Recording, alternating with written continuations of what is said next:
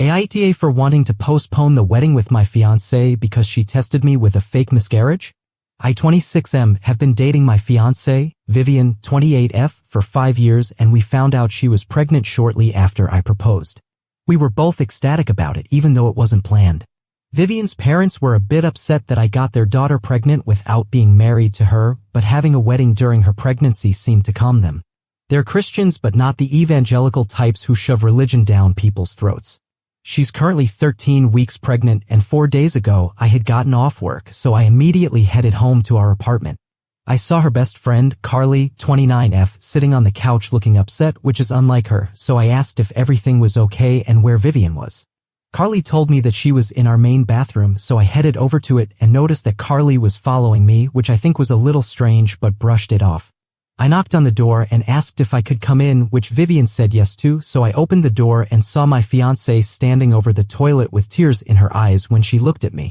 I immediately asked her what was wrong, and Vivian sniffled and told me that she miscarried, gesturing for me to look inside the toilet.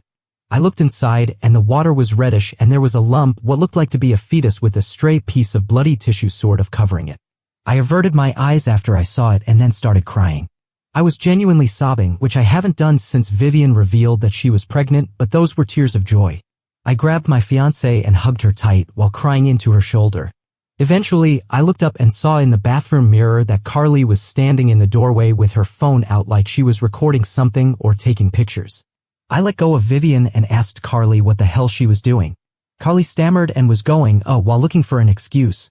Eventually, my fiancée fessed up and admitted that she didn't actually have a miscarriage and that it was a test to see how I would react if she actually lost our baby.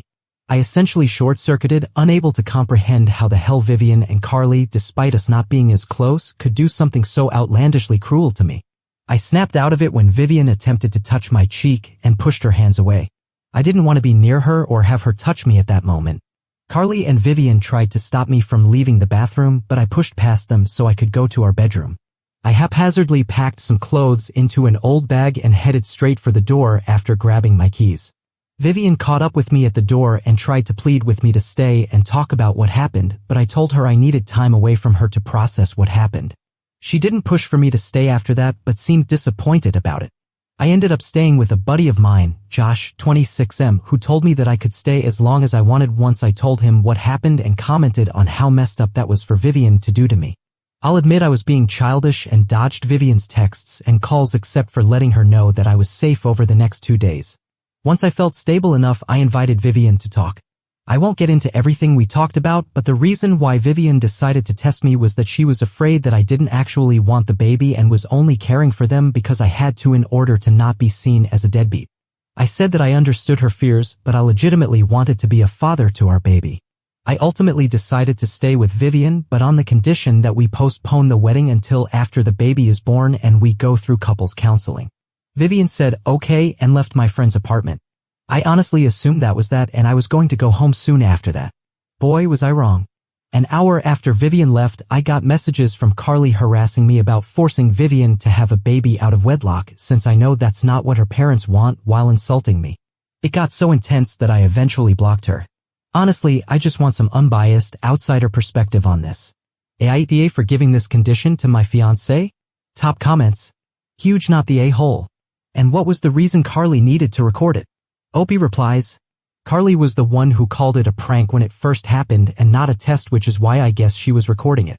In her texts, she was switching between it being just a test and a stupid prank, which confused the F out of me.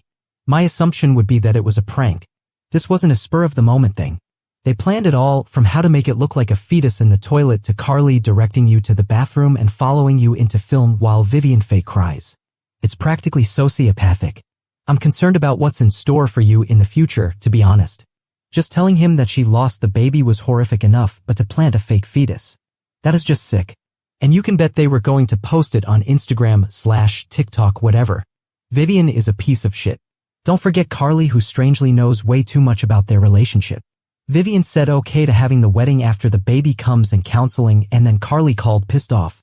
If I were up, I'd add another condition to getting married. We only do it if you go no contact with Carly.